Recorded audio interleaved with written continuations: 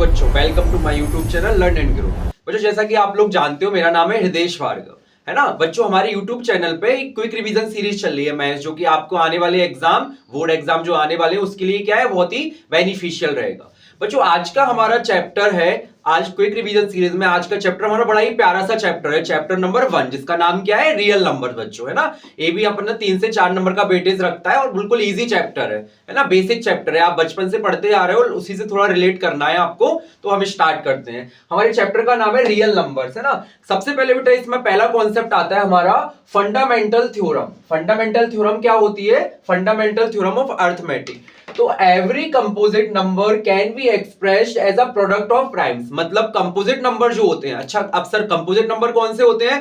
Composite number ऐसे होते हैं जिनके क्या होते हैं, 2 या 2 से अधिक फैक्टर्स होते हैं, उन्हीं को तो कंपोजिट नंबर कह रहे हैं, है ना। तो उनको हम क्या कर सकते हैं, जब उनको आप प्राइम फैक्टराइजेशन से सॉल्व करोगे तो उनके जो नंबर्स हैं, जो फैक्टर्स हैं, उसमें आप उनको शो कर सकते हो, उसको मल्टीप्लाई में शो कर सकते हो, है ना। यानी every composite number can be expressed as a product of primes. अब प्राइम्स मतलब क्या हो गया, इनके जो भी हम प्राइम्स नंबर्स में जो फैक्टर करेंगे, प्राइम्स जो नंबर जो है जो फैक्टर करेंगे वो प्राइम्स नंबर्स होंगे, उनके इनटू में मल्टीप्लाई में हमें लिख सकते हैं कंपोजिट नंबर, है ना।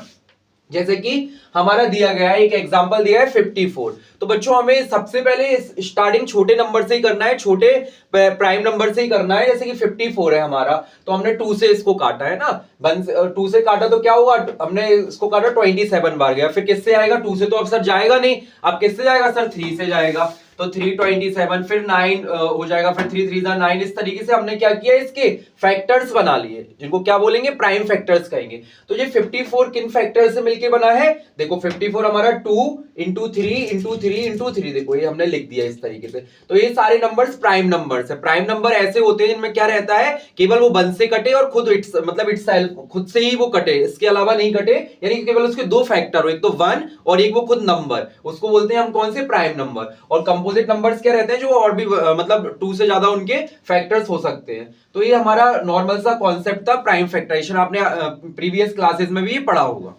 बच्चों, अगला कॉन्सेप्ट है हमारा एलसीएम और एचसीएफ वाला। इंपोर्टेंट कॉन्सेप्ट है, एक हाथ क्वेश्चन आते ही है, 90% यहीं से आ जाता है, 2 नंबर का क्वेश्चन। नॉर्मल कुछ नहीं करना आपको, जो भी 2 नंबर दिए उनका एलसीएम एचसीएम किससे करना है, वो प्राइम फैक्टराइजेशन मेथड से करना है। सर प्राइम फैक्टराइजेशन क्या होता है? मतलब उनके वो फैक्टर्स करना है, वो प्राइम नंबर्स में होना चाहिए। जैसे कि हमारे पास दिया है, एक हमारे पास नंबर दिया है 16 बेटा, एक हमारे पास दिया है 18 दिया है, ठीक है बच्चों। अब हम क्या करेंगे सर, 16 का हम क्या करेंगे, पहले इसका हमें प्राइम फैक्टराइजेशन करना पड़ेगा। तो 16 का प्राइम फैक्टराइजेशन करोगे तो हमारा 2 से कट जाएगा पहले 8 बार, फिर 2 से कट जाएगा वापस 4 बार, फिर 2 से कट हो जाएगा 2 बार, फिर 2 से ऐसे करके 1। हम जब तक सॉल्व करते हैं तब तक लास्ट में 1 नहीं आ जाता। यानी 16 बेटा कितना पड़ गया, 16 2 इंटू 2 इंटू 2 इंटू 2, यानी 4 बार 2 हो गया। तो इसको हम लिख सकते हैं 2 की पावर 4। क्लियर है? अब बच्चों हमारा आता है 18। सर 18 भी सबसे पहले किससे कटेगा सर? 2 से कट जाएगा, कितनी बार? 9 बार। फिर किससे कट जाएगा? 3 से कट जाएगा, फिर कितनी बार? 3 आ गया, फिर 3 से 1 बार कट जाएगा। यानी सर 18 के क्या बन गए factors, prime factors, 2 into 3 into 3, है ना। बच्चों देखो 2 को, अब 3 की पावर 2 है तो हमने 2 इंटू 3 की पावर 2 लिख दिया। पावर में क्यों लिखते हैं? क्योंकि इससे बहुत सिंपल एचसीएफ एलसीएम सिंपल सा कॉन्सेप्ट बन जाता है, आसानी होती है फाइंड करना, वरना कंफ्यूज हो जाते हैं हम लोग, है ना। तो बच्चों अब इसमें देखो, मैं एचसीएफ क्या होगा, देखो एचसीएफ का मतलब क्या होता है कि सर दोनों में जो कॉमन हो, दोनों में जो कॉमन हो वो एचसीएफ है। आप देखो सर, नीचे एक ही 2 है, ऊपर कितने 2 है हमारे? 4 2 है, यानी कॉमन तो केवल एक ही 2 रहेगा ना। तो इसलिए हमें क्या करना पड़ेगा, एचसीएफ यहाँ पे कितना हो जाएगा? 2 हो जाएगा। 2 मतलब जो दोनों में हमारा कॉमन हो वो एचसीएफ होता है। इसका फुल फॉर्म भी होती है हाईएस्ट कॉमन फैक्टर्स, है ना बच्चों। अच्छा, आपको याद कैसे रखना है कि आपको कंफ्यूजन ना हो, वो पावर में ऐसे याद रखना है कि एचसीएफ हमेशा छोटी पावर वाला होगा। मतलब जैसे कि 2 की पावर दोनों में कॉमन हो और जो छोटी पावर हो वो होगा। ऐसे देखो 2 की पावर 4 है उधर, तो 2 की पावर 1 है, तो एचसीएफ हमारा दोनों में कॉमन क्या है? 2 है, तो 2 की पावर 1 छोटा वाला होगा। बट एलसीएम में जस्ट अपोजिट करना है, आपको बड़ी पावर वाला लेना है, ठीक है। और इसमें कॉमन वॉमन कुछ नहीं होता, इसमें लेना पड़ता है ना। जैसे देखो एलसीएम, इसमें 2 की हाईएस्ट पावर कितनी है सर? 2 की पावर 4 है, तो एलसीएम हमारा हो जाएगा 2 की पावर 4। अब क्या करेंगे सर, एलसी वो अब लेना है हमको क्या? 3 की पावर कितनी है सर? ऊपर तो है नहीं है, तो कोई बात नहीं, ना हो तो क्या कर सकते हैं हम, कोई बात नहीं, इसमें 3 की पावर 2 कर दो, है ना। तो 2 की पावर 4 इंटू 3 की पावर 2, तो ये हमारा क्या हो गया? एलसीएम हो गया।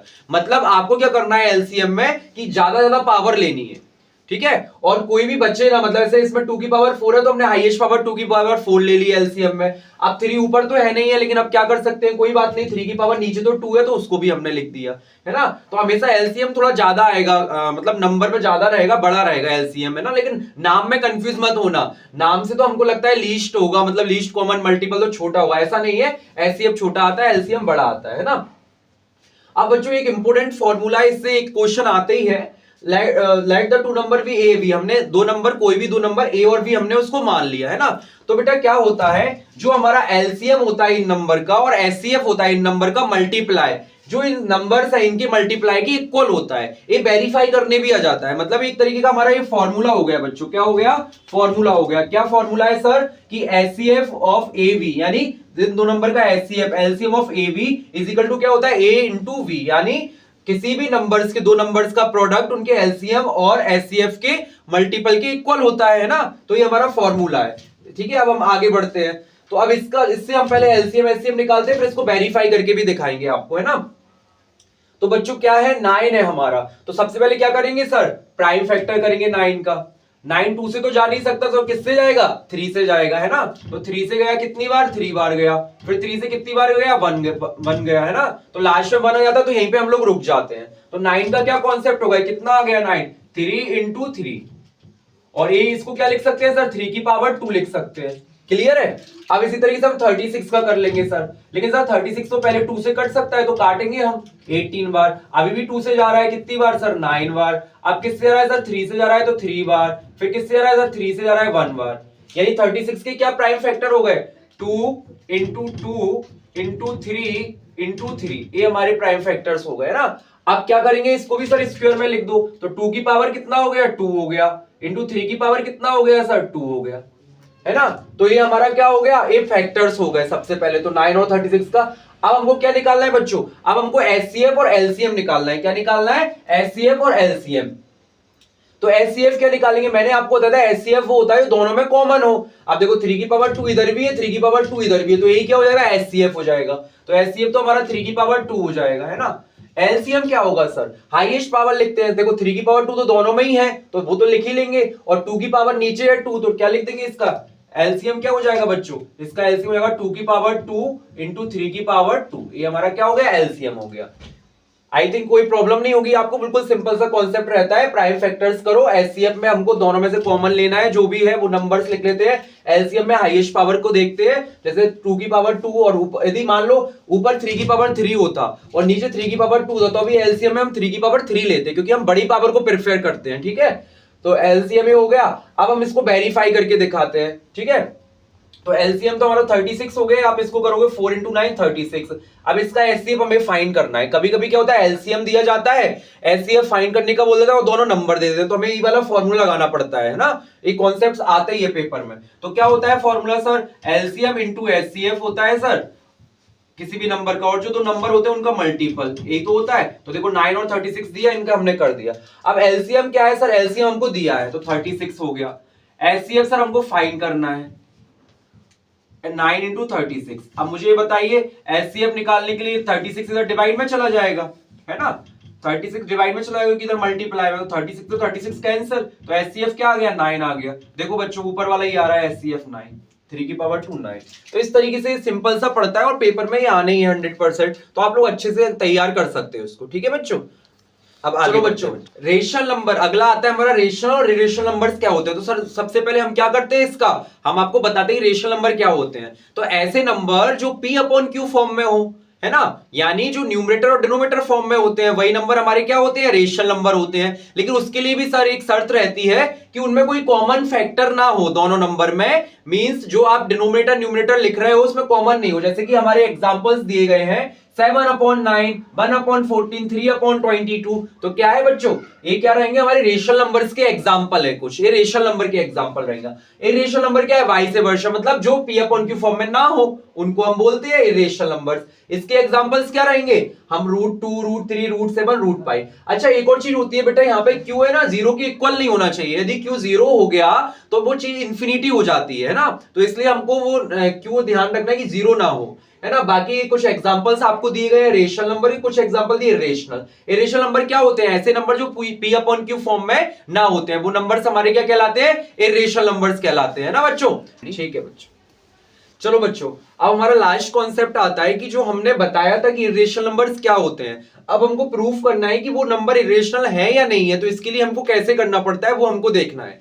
तो जैसे कि हमारा क्वेश्चन है prove that root two is a irrational number, यानी हमको क्या करना है? रूट टू को इरेशनल नंबर प्रूफ करना है। बच्चों इसके लिए हमें क्या करना है? ये सारे क्वेश्चंस आते हैं 2 या 3 मार्क्स में आ जाएंगे आपके पेपर में, सबके लिए सेम रूल फॉलो होता है। हमको क्या करना पड़ेगा? हम अपनी तरफ से एज्यूम कर लेंगे, लेट कर लेंगे कि रूट टू रेशनल नंबर है, मतलब हमें प्रूफ इरेशनल करना है, बट हम क्या करेंगे? रेशनल नंबर लेके चलेंगे, यानी कंट्राडिक्शन हम करेंगे, फिर उसको हम गलत सिद्ध कर देंगे, है ना। उसके बाद हमारा ऑटोमेटिक हो जाएगा। तो ये हमें करना है। तो हमने क्या किया? क्वेश्चन दिया है prove that root two is a irrational number. तो इसके लिए हमें क्या करना पड़ेगा? Let root two is rational, यानी हमने माना कि रूट टू रेशनल नंबर है। अब रेशनल नंबर क्या होते हैं? मैंने अभी आपको बताया था कि रेशनल नंबर ऐसे नंबर होते हैं जो पी अपॉन क्यू फॉर्म में होते हैं। तो यदि हमने रूट टू को रेशनल नंबर माना है तो रूट टू को पी अपॉन क्यू फॉर्म में भी लिख सकते हैं, है ना। अब बच्चों क्या होगा इसमें कि अब हम इनका स्क्वायर कर रहे हैं, स्क्वायरिंग बोथ साइड। जब आप रूट टू का स्क्वायर करेंगे तो 2 आ जाएगा, और p और q का स्क्वायर करोगे तो p square upon q square हो जाएगा, है ना। तो यहां से यदि हम q स्क्वायर की वैल्यू निकालें तो क्या हो जाएगा? p स्क्वायर अपॉन 2 हो जाएगा। बच्चों इसको एक इक्वेशन मान के छोड़ देते हैं। अब आप ये बताइए कि जो हमारा क्वेश्चन नंबर 1 है, ये हमारा पी स्क्वायर 2 से डिवाइड हो रहा है। अब किसी भी नंबर का यदि स्क्वायर डिवाइड है तो वो नंबर भी उससे डिवाइड होता है। जैसे कि पी स्क्वायर किससे डिवाइड है? 2 से डिवाइड है, तो हमारा पी भी क्या होगा? 2 से डिवाइड होगा, है ना। तो हमने नीचे लिखा है if 2 divides P square it divides P also, यानी यदि पी स्क्वायर पी स्क्वायर में 2 का डिवाइड हो रहा है तो पी भी डिवाइड होगा, है ना।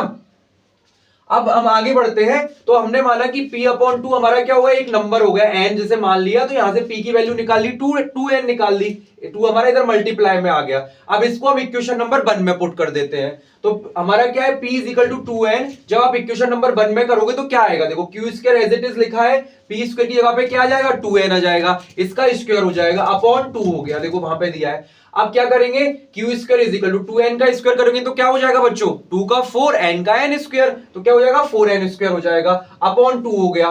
2 से 4 काट दिया 2 बार, है ना। तो n क्या आ जाएगा? n स्क्वायर यहां से निकालेंगे तो देखो 2 ऊपर वाला नीचे आ जाएगा, तो क्यू स्क्वायर अपॉन 2 आ जाएगा। बच्चों ये 2 लिखा है ना। अब बेटा इसका मतलब क्या हुआ? Here 2 डिवाइड्स क्यू स्क्वायर, यानी क्या है? हमारा जो मतलब क्यू स्क्वायर को 2 डिवाइड कर रहा है, तो ये टू जो है वो क्यू को भी डिवाइड करेगा, क्योंकि उसके स्क्वायर को कर रहा है तो उसको भी करेगा, है ना। तो हम यहां से q upon 2 is equal to, हमने दूसरा नंबर मान लिया m, तो यहां से क्यू इज इक्वल टू क्या आ गया? 2m आ गया। अब हमने देखा p की वैल्यू हमने निकाल ली थी, p की वैल्यू आई थी 2n और q की वैल्यू निकाल ली 2m, तो p अपॉन q करा तो 2n अपॉन 2m आ गया। आप देख सकते हो p अपॉन q में क्या हो रहा है? एक कॉमन फैक्टर आ रहा है जो कि क्या है? 2 है ना।